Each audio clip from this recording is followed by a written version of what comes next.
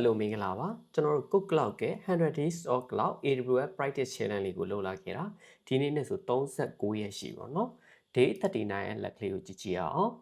Day 39မှာတော့ကျွန်တော်တို့ website တစ်ခုကို S3 ပေါ်မှာ static အနေနဲ့ host ပေးရမယ်လို့ပြောတယ်ပေါ့နော်ကျွန်တော်လက်ကလေးကို step လုပ်လိုက်မယ်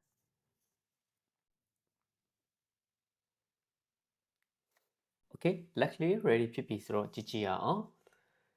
ဒီမှာအရင်ဆုံးကျွန်တော်တို့ S3 bracket တစ်ခု create လုပ်ခိုင်းတယ်ပြီးတော့အဲ့ S3 bracket ကိုကျွန်တော်တို့ static website ကလေးတစ်ခုအဖြစ်နဲ့ဖန်တီးပေးရမယ်ပေါ့နော်ဒီမှာ index.html ဆိုတဲ့ file လေးကိုသုံးပြီးတော့အဲ့ file လေးကဒီမှာရှိလိမ့်မယ်ထင်တယ် okay ဒီမှာရှိရပေါ့ဒီ file လေးကိုသုံးပြီးတော့ဒီကောင်လေးကိုကျွန်တော်တို့က website တစ်ခုအဖြစ်နဲ့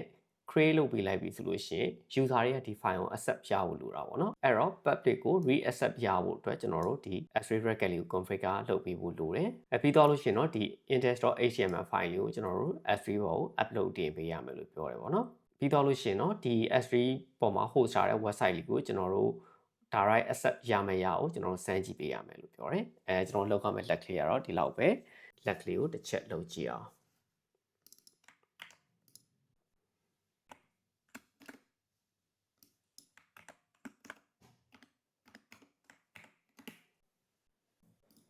Okay ကျွန်တော်တို့ S3 ထဲကိုသွားမယ်ပေါ့နော် S3 ထဲကိုသွားပြီးတော့ bracket name လေးကကြတော့ data center web လို့နာမည်ပေးရမယ်လို့ပြောတယ်အဲ့တော့ကျွန်တော်တို့ create bracket name လေးပေးမယ်ကျန်တဲ့ကောင်တွေအကုန်လုံးကျွန်တော် default ပဲခဏထားခဲ့လိုက်မယ် Okay ဒါဆို data center web ဆိုတဲ့ S3 bracket လေးရပြီဒီကောင်လေးကိုကျွန်တော်တို့က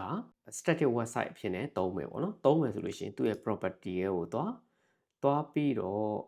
ကျွန်တော်တို့ static web hosting ဆိုတာရှိတယ်ပေါ့နော်ဒီကောင်လေးကိုကျွန်တော် edit လုပ်ပြီးတော့ enable လုပ်လိုက် enable လုပ်လို့ရှိရင်သူကဟို default index file ပဲ file လေးမေးရပေါ့နော်ကျွန်တော်တို့ index.html လို့ပဲပေးလိုက်မယ်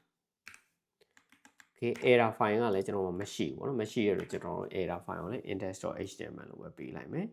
ပြီးတော့ save change လုပ်လိုက်မယ်ဒါဆိုဒီ S3 bracket ကလေးကကျွန်တော်တို့ static website ကလေးတစ်ခုဖြစ်နေကျွန်တော်တို့ဖွင့်ကြည့်လို့ရပြီပေါ့နော်ဒီမှာဆိုလို့ရှိရင်သူ့ရဲ့ URL လေးရှိတယ်ဒါလေးကိုဖွင့်ကြည့်လိုက်လား Okay ဒီမှာတော့ 43 forward down လို့ပြရတယ်ပေါ့နော်ဘာလို့လဲဆိုတော့ဒီ file ကိုကျွန်တော်တို့က public မလုပ်ပေးရသေးဘူးနောက် file လည်းရှိမနေသေးဘူးအဲ့တော့ကျွန်တော်တို့ဒီ file လေးကို upload တင်ပေးလိုက်မယ် AWS S3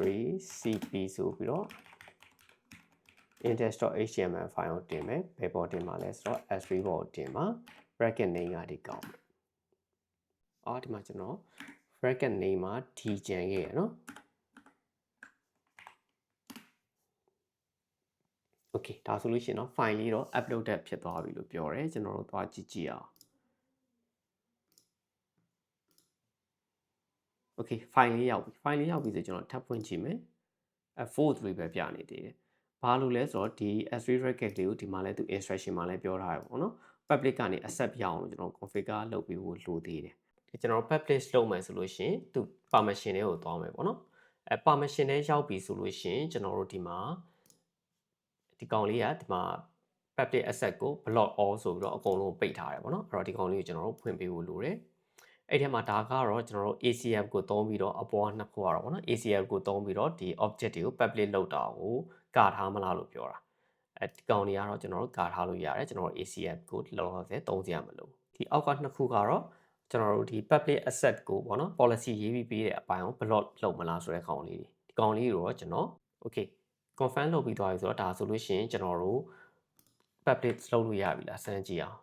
ဒီမှာလည်းမရသေးဘူးဗောနော်ဘာလို့လဲဆိုတော့ကျွန်တော်တို့ policy လေးရေးပေးဖို့တော့လိုသေးတယ်အဲ့တော့ကျွန်တော် policy လေးရေးပေးအောင်policy ကကြတော့ statement တစ်ခုကျွန်တော်ထည့်မယ် SSID ကမသုံးလဲရတယ်ဒီတိုင်းထားခဲ့လဲရတယ်ဒါမှမဟုတ်ကျွန်တော်တို့ unit တစ်ခုခုပေးလို့ရတယ်ဗောနော် principal ဆိုတာကကြတော့ဘသူ့ကိုကျွန်တော်တို့က access ပေးမှာလဲကျွန်တော်က public ကိုပေးချင်တာဖြစ်တဲ့အတွက် star ပေါ့ first ကဘာလုပ်မှာလဲဆိုတော့ allow လုပ်ပေးမှာဘယ် result ကိုလဲဆိုတော့ကြတော့ကျွန်တော်တို့ဒီလက်ရှိ S3 bracket လေးကိုပေါ့ဒီ bracket ကိုပြီးမှာတော့မဟုတ်ဒီ bracket ထဲက object တွေအကုန်လုံးပြီးမှာပေါ့နော်အဲ့တော့ /star action ကဘာတွေလုပ်ခွင့်ပေးမှာလဲပေါ့နော်အဲ့တော့ S3 ထဲက action တွေရှိတယ်ပေါ့နော်အဲ့ထဲကမှကျွန်တော်တို့ကဘာလုပ်ချင်တာလဲဆိုတော့ object ကို get လုပ်ခွင့်ပေးချင်တာပေါ့အဲ့တော့ကြတော့ okay get object ဆိုတဲ့ action လေးเนาะဒါဆိုရင်ကျွန်တော်တို့ get object ဆိုတဲ့ action လေးကိုဘယ်သူမှဆိုလုပ်ခွင့်ရှိမယ်ဘယ်မှာလဲဆိုတော့ကျွန်တော်တို့ရဲ့ဒီ data center web ဆိုတဲ့ S3 bracket ထဲက object လေးတွေအကုန်လုံးပေါ့ဒီလိုမျိုးလေးကျွန်တော် IAM policy လေးရေးမယ်ပြီးတော့ save change နှိပ်လိုက်မယ် okay ဒီလောက်ဆိုလို့ရှိရင်တော့ကျွန်တော်ဒီ bracket ကလေးတွေကဥစ္စာကိုကျွန်တော်တို့ accept ရလောက်မယ်လို့ထင်တယ်စမ်းကြည့်အောင် okay welcome to KKE lab ဆိုတဲ့ message လေးပြန်လာပြီပေါ့နော်ဒါဆိုရင်တော့ကျွန်တော်တို့ static website ကလေးတစ်ခု S3 ပေါ်မှာ host တာအဆင်ပြေသွားပြီကျွန်တော်တို့ဒီ static website တွေဆိုလို့ရှိရင် S3 ပေါ်မှာဒီလိုမျိုး host ပေးလို့ရတယ်ပေါ့နော်ဒါဆိုလို့ရှိရင်တော့ကျွန်တော်တို့ကstatic website တွေဆိုလို့ရှိရင် storage ကလည်းအများကြီးသုံးမှာမဟုတ်ဘူးပေါ့နော်အဲ့ဒီအတွက်ကြောင့် S3 ပေါ်မှာထားတော့ storage ကနည်းနည်းလေးပဲပေးရမယ်ပြီးတော့ကျွန်တော်တို့တခြား resolve တွေဘာမှပေးစရာမလိုတော့ဘူးပေါ့နော်အဲ့ဒီအတွက်ကျွန်တော်တို့ cost ကတော်တော်တက်တာတယ်ဒီ website ကိုခဏခဏဖွင့်ကြည့်ရဆိုတော့ traffic လေးတက်လာရင် traffic ဖို့တော့နည်းနည်းလေးပေးရမှာပေါ့ဒါကလည်း S3 မှာဆိုလို့ရှိရင်တော်ရုံ static website တွေဆိုလို့ရှိရင်နေရာလေး0ပေါ့နော်တော်တော်တက်တာနဲ့ကိုကျွန်တော်တို့ host လို့ရတယ်ဒါပေမဲ့သူ့ရဲ့အားနည်းချက်ကကြတော့ကျွန်တော်တို့ဒီမှာ HTTP နဲ့ပဲရတယ် HTTPS ကိုသုံးလို့မရအောင်ဒါလေးကတော့အားနည်းချက်အနေနဲ့ရှိတယ်တကယ် website ကလေးဆိုလို့ရှိရင်တော့ကျွန်တော်အခုခေတ်မှာဒီတိုင်းသုံးလို့တော့အဆင်မပြေတော့ဘူးပေါ့နော် HTTPS ပါသုံးမှအဆင်ပြေမှာပေါ့အဲ့တော့ HTTPS သုံးကျင်တယ်ဆိုလို့ရှိရင်တော့ကျွန်တော် S3 ပဲမရဘူးသူနဲ့အတူတူ Cloud Front လို့ခေါ်မျိုးတွဲပြီးတော့သုံးဖို့လိုတယ် okay လောလောဆယ်တော့ကျွန်တော်ဒီ lab ထဲမှာပါတဲ့ instruction လေးတွေကတော့ပြီးပြီဆိုတော့ကျွန်တော်တို့ check နှိပ်ကြည့်လိုက်တော့မယ် okay check လဲ pass သွားပြီဆိုတော့ကျွန်တော်တို့ဒီနေ့ lab ကလေးကို start လုပ်လိုက်တော့မယ်